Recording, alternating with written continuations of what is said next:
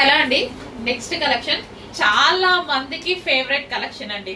Continuous గా ఎన్ని months నుంచో దీని మీద వర్క్ చేస్తూనే ఉన్నాము, డైలీ స్టిచ్చింగ్ చేస్తూనే ఉన్నాం. బట్ ఇది మాత్రం మనకి రెస్పాన్స్ అనేది ఆ విధంగా ఉంది.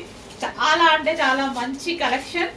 రెగ్యులర్ గా మనం దీని మీద స్టిచ్చింగ్ అనేది చేపిస్తూనే ఉన్నాము. ఎన్ని చేసినా కానీ సరిపోవట్లేదు క్వాంటిటీ.